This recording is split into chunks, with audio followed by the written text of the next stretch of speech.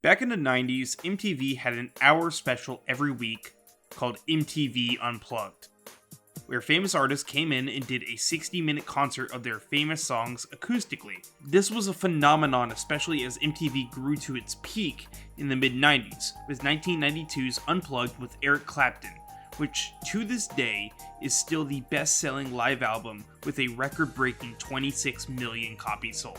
Then, in 1993, Nirvana did their Unplugged performance, which to this day is still one of the best-sounding live performances of a grunge rock band, with a cover of The Man Who Sold the World by David Bowie being a major spotlight in the performance. This also was one of the last performances by Nirvana before their lead singer's death in 1994.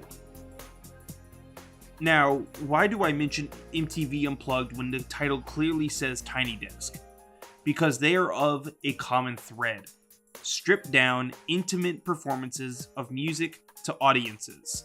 The only difference is that Tiny Desk has been more influential to smaller and international bands and musicians than Unplugged or any other format to this day. Established in 2008 after a horrible experience at South by Southwest, the creator, Bob Boilen, and the NPR music editor, Stephen Thompson, joked that the musician Laura Gibson should just perform at Bob's desk.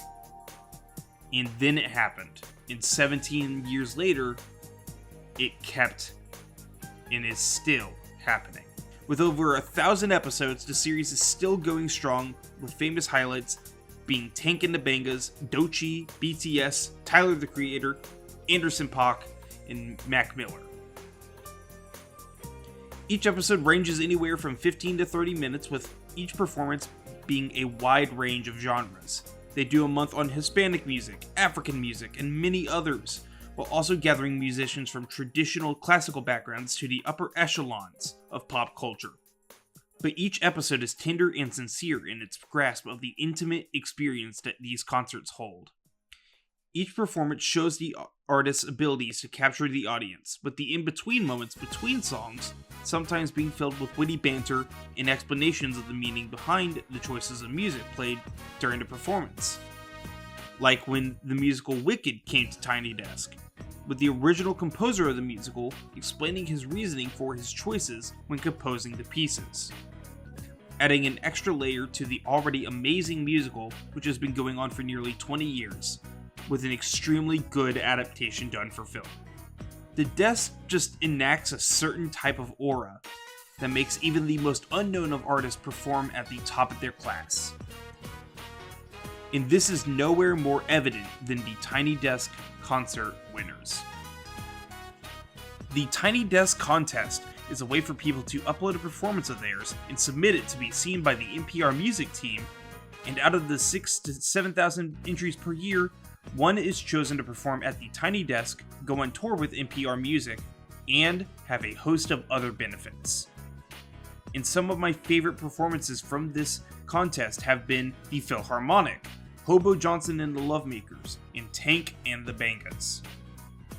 Tank and the Bangas won the 2017 contest and gave a moving and inspiring performance showing their unique style, where their rapping and storytelling delves deep into the innermost part of your soul. Roller Coasters, the final song of their performance, is a beautiful and harrowing look into someone's longingness to dive into a relationship but isn't fully prepared for the twists and turns that said relationship could have. And each time you watch the performance, you see the heart and soul put onto that stage. Another winner, the Philharmonic from 2024, gave an upbeat yet cynical look at modern life with their song What's It All Mean, and a fun jab at how life can get the better of you, all the way to the point of needing to do something alternative to relieve the stress of paying bills with their song Drugs. The soulful singing and harmonic tones add to the already impressive ensemble that is this 21-minute concert. And there certainly hasn't been another winner like Hobo Johnson and the Lovemakers, a band that definitely had fun when they did the concert, with their song Peach Scones having the main singer, Hobo Johnson, fumble on his words and have to restart. This was their first big performance outside of YouTube videos, and they then went on to release a string of successful albums with a good fan base of around 450,000 monthly listeners on Spotify. All this is to say that the overall success of Tiny Desk has been because of its willingness to go outside of the confines of pop and rock to bring more indie and international artists to show their own talents and strengths, like the exquisite performance by Catriel y Paco Amoroso, which shows the beautiful storytelling of Latin music while feeding into the sexiness that the artists are talking about, especially in Dumbai and El Unico. But to come back to Nirvana in their performance on Unplugged, it is a shame that it was one of the last performances from the band before their frontman's sudden passing. Which brings me to Mac Miller.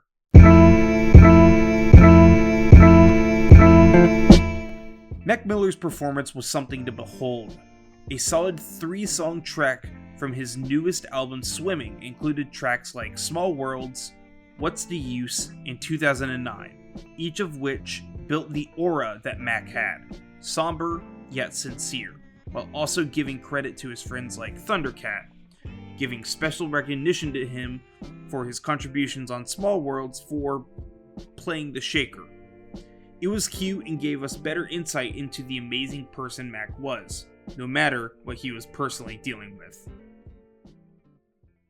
Then, 1 month later, Mac was announced dead in his home due to an accidental overdose of fentanyl, cocaine, and alcohol. Just 1 month after his new album and best performance, he was gone.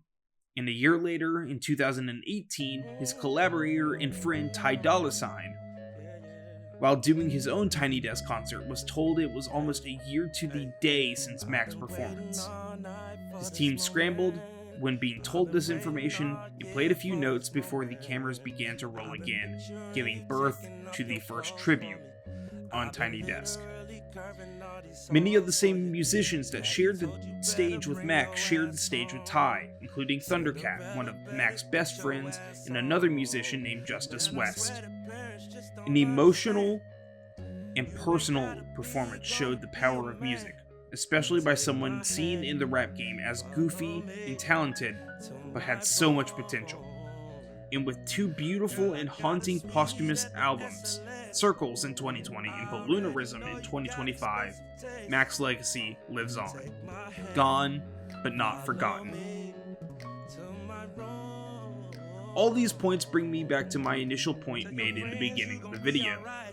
Why does Tiny Desk matter in the grand scheme of things when it comes to music? Because it shows that no matter the language, sound, genre, or style, music is universal, giving its audience something to ponder for the 10 to 30 minutes that each Tiny Desk lasts. Tiny Desk concerts have and will be beacons of hope for smaller and more independent artists to get their shot at the big time, in showing their work and ethics to the public, while building upon the legacy that the show has been doing for 15 plus years. To give a voice to the voiceless and to show talents from across the world, no matter the culture, the audience, or the circumstances around said performance.